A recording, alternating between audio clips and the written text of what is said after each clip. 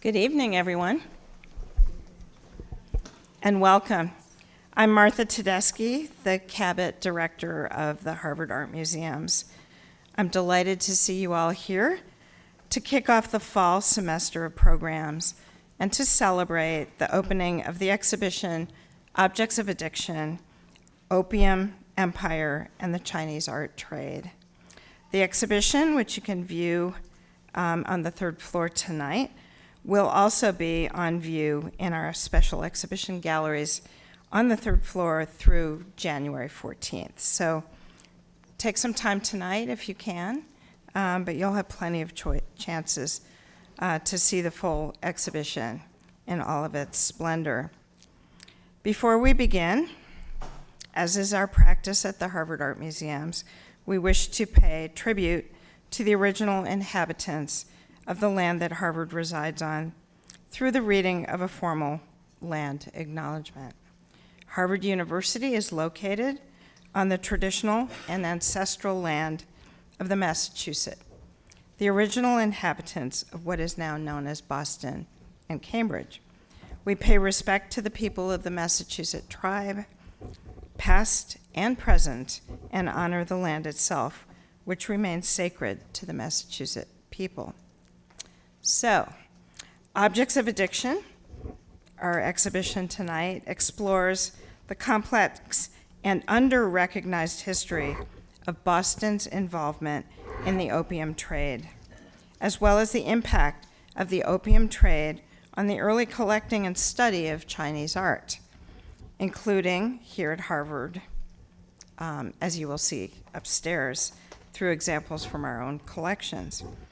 Opium and Chinese art, acquired both through illegal and illicit means, illegal, yeah, I know. But actually both through legal and illicit means, had profound effects on the global economy, the cultural landscape, and on education. And in the case of opium, also in public health and immigration, that still reverberate today, and that becomes a central theme of the exhibition that you'll see tonight. In just a few minutes, you will hear from Dr. Sarah Laursen, the Alan J. Dworsky Associate Curator of Chinese Art here at the Harvard Art Museums, and the organizer of this exhibition, which was developed with the help of 3 undergraduate students, Allison Chang, Madison Stein, and Emily Axelson. Since Sarah joined the Harvard Art Museums in 2020, she has been committed to researching our rich collection and making transparent its complicated histories, and she has been a dedicated mentor to students as well. It is my job and my pleasure, before we jump into the material of tonight, to offer a few words of thanks to our donors. The program tonight is presented in partnership with the Fairbanks Center for Chinese Studies. Support for the exhibition is also supplied by the Alexander S., Robert L., and Bruce A. Beal Exhibition Fund, the Robert H. Ellsworth Bequest to the Harvard Art Museums, the Harvard Art Museums Leopold and Jane Sweargold Asian Art Exhibitions and Publications Fund. Some of these funds are kind of a mouthful. And an additional gift from Leopold and Jane Sweargold. Also the Joseph Soriano Fund, the Anthony and Celeste Myers Exhibitions Fund, the Gurrell Student Exhibition Fund, the Asian Art Discretionary Fund, the Chinese Art Discretionary Fund, the Rab Family Exhibitions Fund, and finally, related programming for this show, as many others at the Harvard Art Museums, is supported by the M. Victor Leventritt Lecture Series Endowment Fund. A booklet of 3 thematic essays that accompanies the exhibition was made possible by the generous support from Mr. and Mrs. James E. Brees III, who are here tonight, right? Can you raise your hand? Yeah, it's always wonderful when we have our supporters in the audience, so thank you both. And now, really, one more. Additional support from this project is also provided by the Dunhuang Foundation. Very important to us. And now, with pride and anticipation, I'd like to welcome Sarah Laursen to the podium, my colleague. Thank you.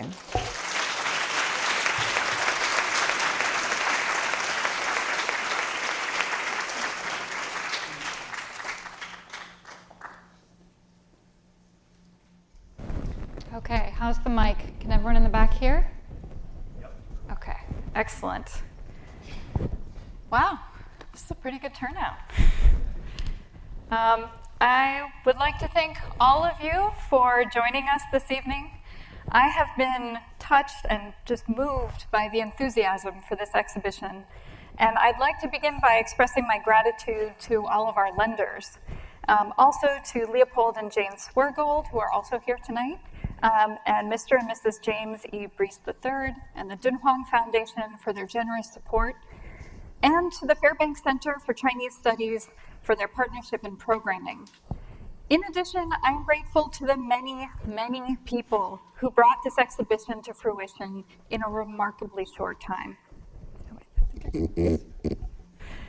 I was inspired to pursue this topic in part by conversations with the late Alan J. Dworsky, and the show's central themes were developed in collaboration with 3 undergraduate students, Allison Chang, Emily Axelson, and Madison Stein, who's also here with us tonight.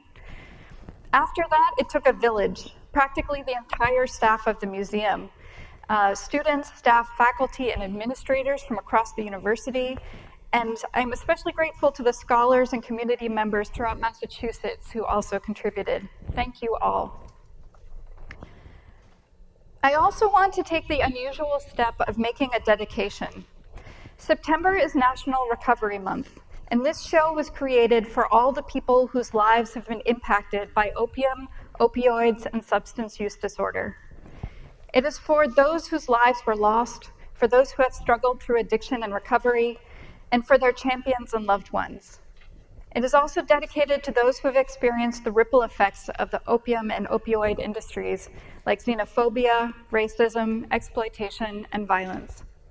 One exhibition can't capture all of these individual experiences, but I recognize that the pain that this history has caused some of you. If you are comfortable, I urge you to visit the Opioids Then and Now section of the exhibition, where you can share your own experiences or offer messages to people living with substance use disorder. You can either add your words to our bulletin board or submit them privately. In either case, they will be preserved in the museum's archives. The more openly we can speak about these sensitive issues, the more we are able to remove stigma as a barrier to recovery. I also encourage you to visit the exhibition website to learn more about our fall programs. Oh, is it creating an echo? Okay. There we go. Is that better? Okay, excellent. So now you've had plenty of time to scan this QR code.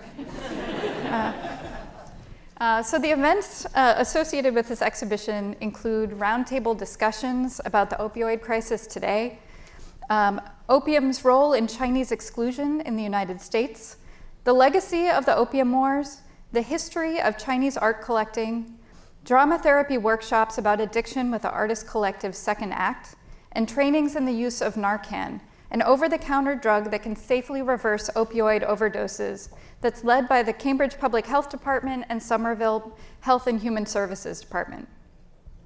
2,300 Massachusetts residents needlessly lost their lives to opioid-related overdoses last year, and you can help reduce this number. A QR code in the exhibition links to online trainings, and I hope that you will make use of that or attend one of our Narcan trainings. And while you have your phones out to scan this QR code, it's also a great time to tell you to please silence your phones. A final note before I begin. Many of you are aware that last fall, the Harvard College Overdose Prevention and Education students, or HCOPES, submitted a formal proposal to dename the Arthur M. Sackler Museum and Arthur M. Sackler Building. This proposal is currently under review by the university. The Sacklers are not the subject of tonight's lecture or of the exhibition, but you are welcome to share your thoughts on this matter on the iPad in the vestibule outside the exhibition. And we invite you to come back for the panel discussion on opioids in New England on September 24th.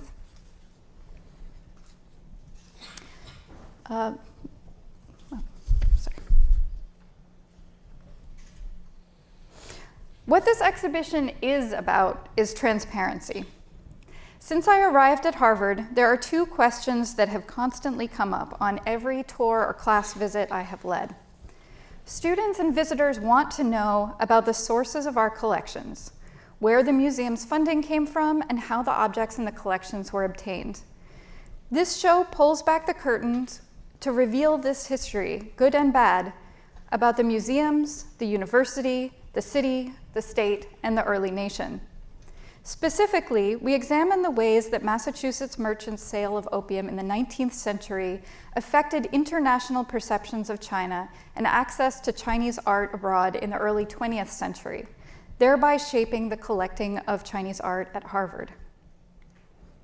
My lecture tonight will address the following questions. How and why did the opium trade begin in China? Who benefited from the opium sales? And who was harmed? How was the early collecting of Chinese art transformed by opium and the Opium Wars? We will also have some time for questions at the end. In the interest of fostering free and open discussion, the recording of this event will be posted online without the Q&A. After the talk, the galleries will be open so that you can explore the show. Please note that a few images of opium consumption in China by Western artists have been included in the exhibition in order to investigate the origins of anti-Chinese rhetoric, legislation, and violence in the West. Because we do not wish to perpetuate these negative stereotypes, they have not been included in our advertising materials and will not be shown in my recorded lecture tonight. Between the 17th and early 20th century, China was ruled by the Qing dynasty, an ethnically Manchu group that originated in China's northeast. The Qianlong Emperor, who ruled for 60 years between 1736 and 1796, expanded the Chinese empire to its greatest ever extent, even beyond the borders of present-day China. Qianlong was also a great patron of the arts, and his imperial collection of more than 10,000 objects included paintings and calligraphy, ceramics, ancient jades and bronzes, and even European curios. One case in the exhibition offers a representative sampling. These objects, described and documented in extensive catalogs, were often adorned with his name, his writing, or his official seals. Through this collection, Qianlong demonstrated his refined taste, erudition, and control over resources from every corner of his empire. In addition to works created for the palace or for domestic consumption, Chinese artists had begun creating goods specifically for export to Europe as early as the 16th century. These included blue and white wares, ceramics, wooden furniture, lacquerwares, and paintings executed in a European style. From 1757 onward, the Qing dynasty strictly controlled the export of these goods, as well as commodities like silk and tea. Foreign merchants were confined to the port of Guangzhou in southeast China, which was referred to as Canton in the West, and could only be visited during the trading season. To reach the city located in the Pearl River Delta, ships first entered a narrow strait called the Boca Tigris and docked 10 miles upriver at the Whampoa anchorage. The crew stayed behind while captains and supercargoes proceeded in smaller boats to Guangzhou, where they resided in buildings along the waterfront called factories or hong, which served as trading offices and storehouses. Their business was overseen by a group of elite Chinese merchants called the Hong merchants. Punch bowls like these, a popular souvenir among visiting merchants, are decorated with the facades of the factories and were used to serve alcoholic concoctions at men's gatherings, at clubs, or in their homes. Here, from left to right, we see the flags of the imperial Austrian, French, Swedish, and British factories. So how and why did the opium trade in China begin? The answer has everything to do with tea, China's most important export during the Qing dynasty. The caffeinated beverage had first gained popularity in China's Buddhist monasteries, but by the 8th century, tea drinking became a leisurely pastime among Chinese elites. By the 17th century, it had spread to Europe's upper classes, and in the 18th century, it became the national beverage of Britain. Concerned by the outflow of silver to China to pay for tea, King George III sent an embassy to the Qing court in 1793 to request more open trade and to identify possible British exports to counter tea imports. The Qianlong emperor declined, noting, quote, "Our celestial empire possesses all things in prolific abundance and lacks no product within its borders. There was therefore no need to import the manufactures of outside barbarians in exchange for our own produce. But as the tea, silk, and porcelain which the Celestial Empire produces are absolute necessities to European nations and to yourselves, we have permitted, as a signal mark of our favor, that foreign homes should be established at Guangzhou so that your wants might be supplied and your country thus participate in our beneficence." End quote. However, the British East India Company, or EIC, soon found a viable rival commodity in opium, which it had first sent from India to China in 1781. As early as the 10th century, the opium poppy was appreciated in China for its beauty and its medicinal properties.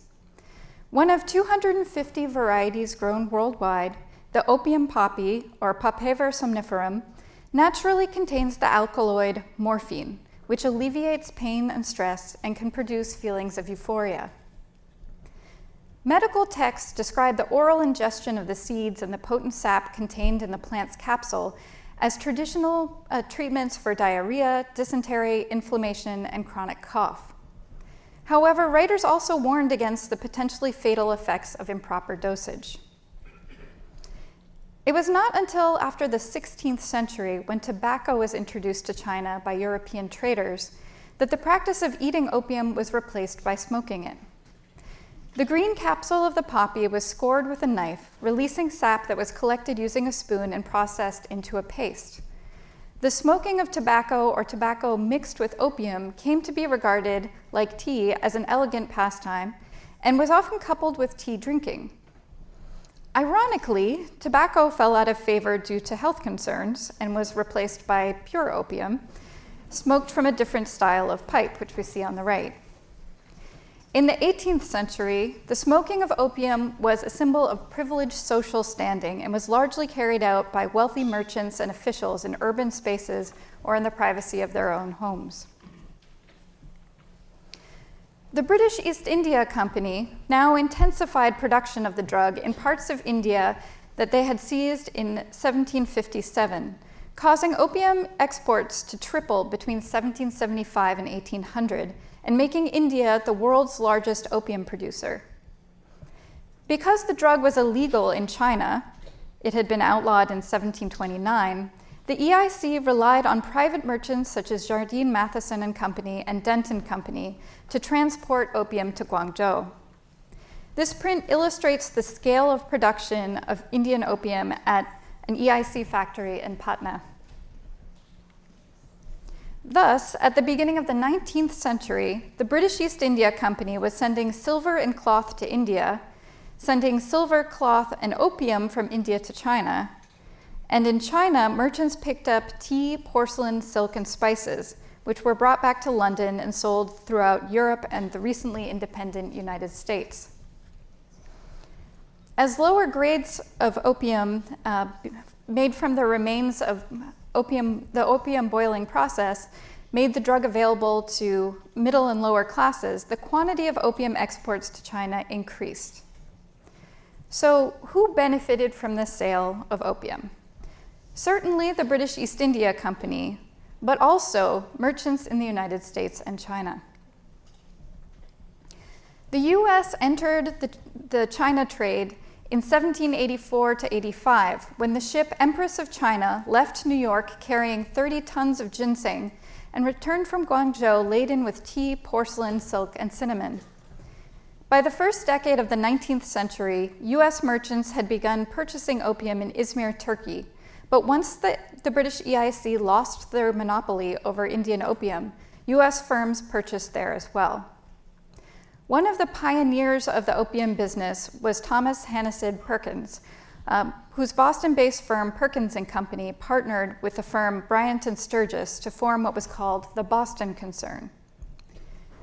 The Boston Concern was later absorbed by Russell & Company, which became the largest opium trading firm in the US and was run by Perkins's nephews, John Murray Forbes and Robert Bennett Forbes.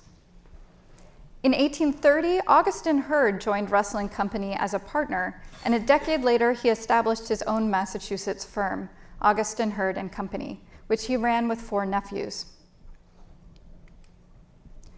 Robert Bennett Forbes' signature is visible on the bottom of the left page of this 1831 Russell & Company opium account book. The location is given as Lintin because by this time, opium was now being deposited on Lintin Island, or Ne Linting Island, in the Pearl River Delta, where smugglers could more easily evade authorities. From there, Chinese merchants transported them inland via river networks. In Guangzhou, the Chinese Hong merchant who worked most closely with the British and US opium trading firms was Haokua. However, to avoid dismissal from his coveted post, he carefully avoided being implicated in the opium business. Because he did not reinvest profits in opium, he amassed a fortune that is thought to have made him the richest man in the world in his lifetime. Later, he entrusted the Forbes brothers to invest his wealth in the United States.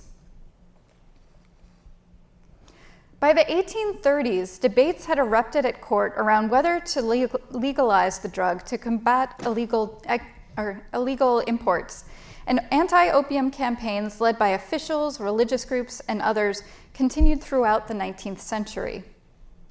In 1839, the Daoguang Emperor sent Imperial Commissioner Lin Zexu to Guangzhou to put an end to the illegal trade. Commissioner Lin wrote to Queen Victoria, imploring her to end the British import of opium. He wrote, quote, "Where is your conscience? I've heard that the smoking of opium is very strictly forbidden by your country. That is because the harm caused by opium is clearly understood. Since it is not permitted to do harm to your own country, then even less should you let it be passed on the harm to other countries. How much less to China?" End quote.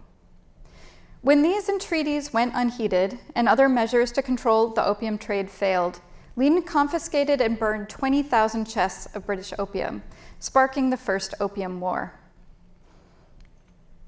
When the British boycotted Guangzhou the following year, US merchants handled their accounts, growing their already prosperous businesses.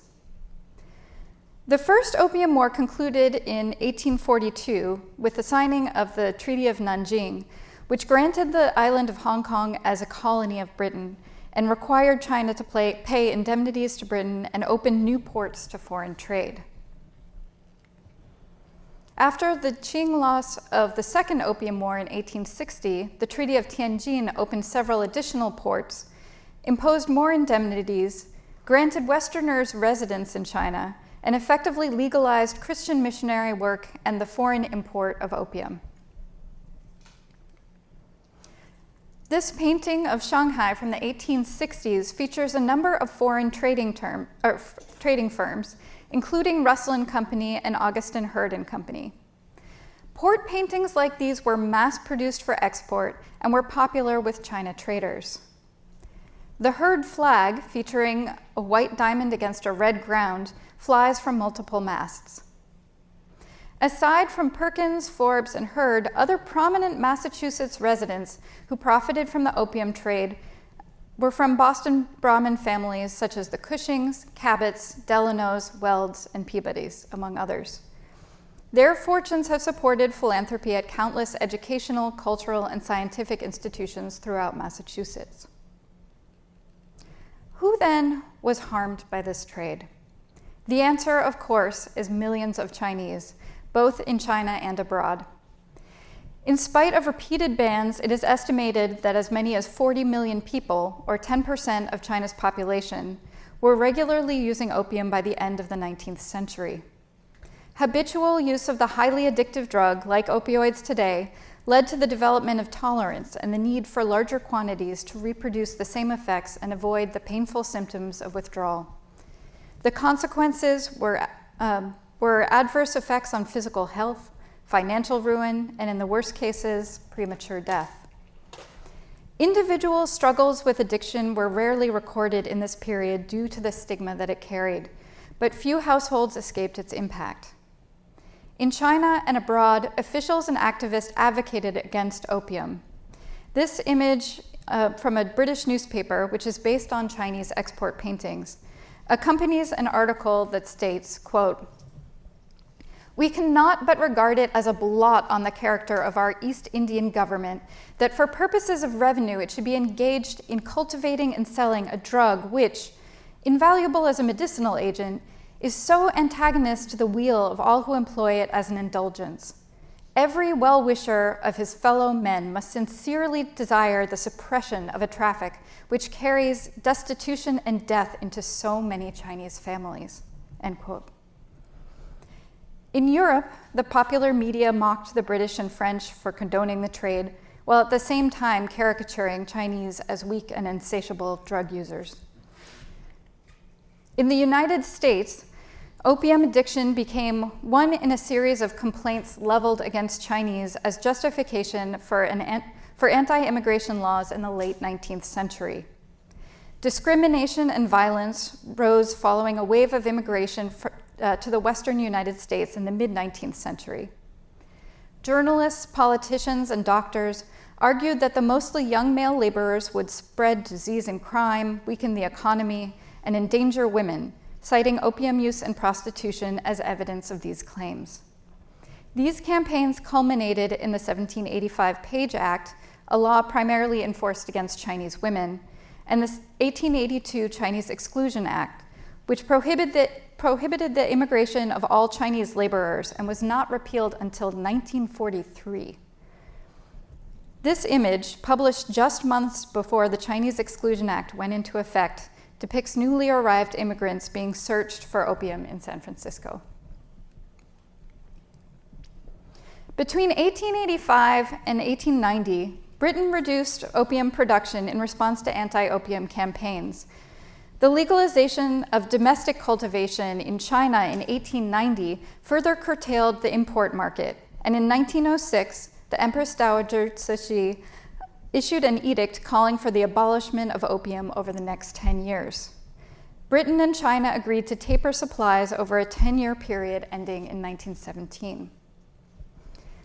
Opium production and use did continue in China through the early decades of the 20th century, but the failure of past prohibitions prompted officials to modify their strategies, treating those who used opium as victims rather than criminals.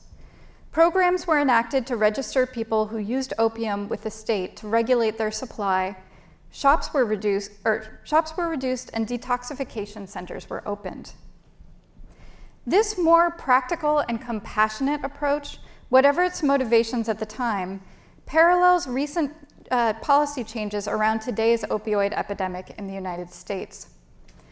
A 2018 study estimated that in 2015, eight years ago already, the rate of opioid use disorder in Massachusetts among people 11 years or older was 4.6%, or 1 in about 21 residents.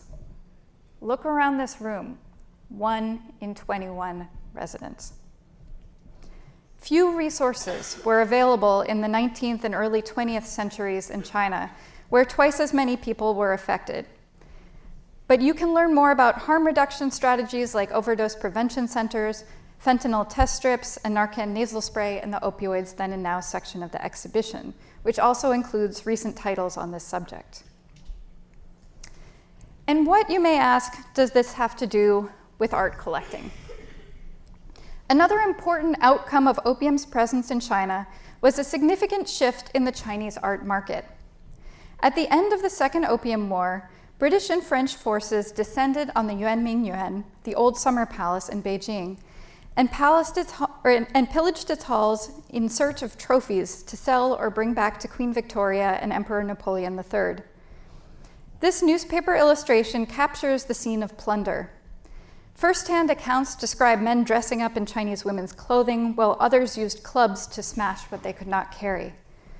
After the British and French camps gathered their stolen goods, the British set fire to the palace, which burned for 3 days. Today, the ruins of the palace remain as a park to preserve the memory of this event. Chinese sources estimate that as many as 1.5 million objects were looted or destroyed during this episode, but the actual number is unknowable. Robert Swinhoe, a translator in the British Consular Service, wrote in his personal account of the event, quote, "Had the emperor been present, he would doubtless have felt flattered at the value set by foreigners on any object solely because it had belonged to him. Fancy the sale of an emperor's effects beneath the walls of the capital of his empire, and this by a people he despised as weak barbarians and talked of driving into the sea." End quote. Scores of objects seized by military officers can now be found in European palaces and prominent collections. A second episode of looting occurred during the Boxer Rebellion, an anti-Christian and anti-foreign movement across North China in which Chinese rebels attacked missionaries and Chinese Christians, destroyed infrastructure, and laid siege to foreign legations in Tianjin and Beijing. In 1900, an allied force from Europe, the United States, and Japan interceded to free their captured compatriots. After the Boxers were subdued, foreign troops began indiscriminately ransacking Chinese palaces, temples, and stores between Tianjin and Beijing. Missionaries, diplomats, and Chinese and foreign civilians joined in the plunder or purchased spoils from local dealers. The sudden appearance of imperial Chinese artworks on the market in the mid-19th and early 20th century triggered a new interest in artworks that were not intended for sale abroad. Chinese furnishings had been considered a symbol of taste and means in 18th and early 19th century homes. Yet the superintendents of cargo transporting these objects to the United States also derided what they perceived to be Chinese art's lack of Western technique and originality. Unlike the export ceramics and lacquerwares transported by China traders like the Forbes and Herds and displayed in American homes, the artworks sold at auction and coveted by collectors in the early 20th century were now items of palace decor, sometimes inscribed with the names of emperors, or materials removed from religious and archaeological contexts, which became a passion of Harvard alumnus Grenville L. Winthrop. Prominent and successful dealers like Sadajiro Yamanaka and C.T. Liu acquired items from networks of Chinese dealers, aristocrats and imperial family members who liquidated their collections to avoid seizure after the fall of the Qing dynasty in 1911, Chinese warlords who looted imperial tombs, American collectors who lost fortunes in the Great Depression, Chinese collectors fleeing Japanese occupation, and locals and foreigners in China who procured fragments from unprotected archaeological and cultural sites. Because records about these purchases were private, if they were kept at all, museums collecting in this period often did not know the provenance or history of ownership of an object beyond the collector who donated it or the dealer from whom it was purchased. The dealer C.T. Liu was able to export large quantities of antiquities, often of great size, because of his support of the nationalist government in the 1920s to 40s. When he decided to close his business as the communist government came to power in 1949, he defended his actions in an advertisement in Art News, writing, quote, "Possibly there are some of my compatriots who are blaming me for having shipped out of China some antique works now recognized as national treasures. I wish they would first blame the past ignorance of the inhabitants, because whatever I have exported from my country was purchased in the open market in competition with others.